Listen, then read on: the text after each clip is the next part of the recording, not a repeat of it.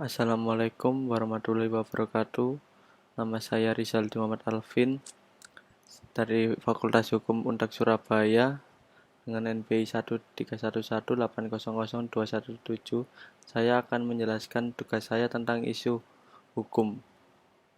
Yang pertama, fakta hukum 12 Januari 2021 pada rapat kerja Komisi 9 DPR RI Ripka Tejiptaning selaku anggota menolak keras jika sewaktu-waktu dirinya disuntik vaksin COVID-19.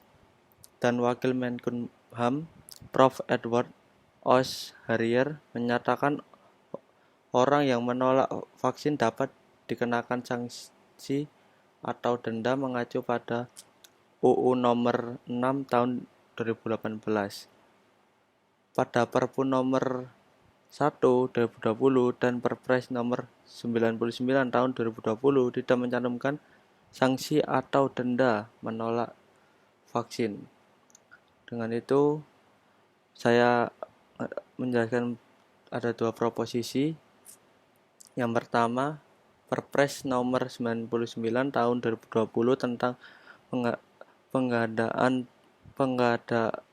dan pelaksanaan vaksin dan Perpu nomor 1 tahun 2020 yang digunakan sebagai dasar untuk setiap program penanggulangan COVID-19 sama-sama tidak mencantumkan sanksi atau denda bagi penolak vaksin. Proposisi kedua, pemerintah mengacu pada pasal 93 UU 6 tahun 2018 tentang kekarantinaan kesehatan untuk memberi sanksi pidana paling lama 1 tahun atau denda paling banyak 100 juta bagi penolak vaksin. Dari penjelasan saya tadi muncullah isu hukum.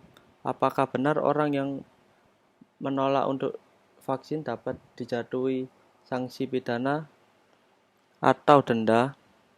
Untuk mendapatkan jawaban isu hukum tersebut, saya mengumpulkan beberapa bahan hukum primer dengan menggunakan metode pendekatan perundang-undangan dan diperoleh secara inventarisasi dari sumber yang bagus seperti UU, Perpres, dan Perda, yaitu pasal 93 UU nomor 6 tahun 2018 menyatakan bahwa orang yang menolak vaksin dapat dipidana paling lama 1 tahun dan denda paling banyak 100 juta.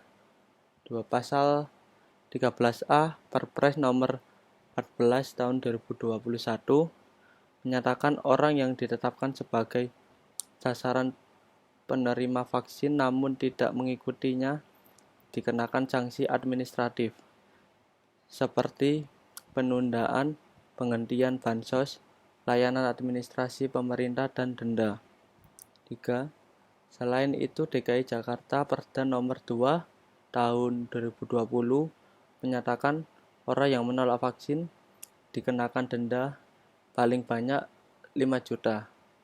Dari bahan-bahan hukum tersebut, jika dianalisis dapat kita simpulkan bahwa penolakan vaksin merupakan tindakan melanggar hukum dan dapat dipidana seperti yang saya jelaskan di atas.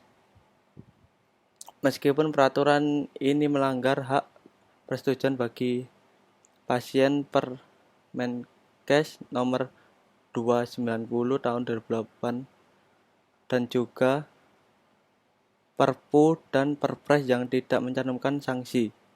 Tetap saja sanksi dapat diberlakukan karena dalam hierarkinya hukum kedudukan UU lebih tinggi dari Perpres, Perpu, dan Permenkes. Sekian dari kami. Wassalamualaikum warahmatullahi wabarakatuh.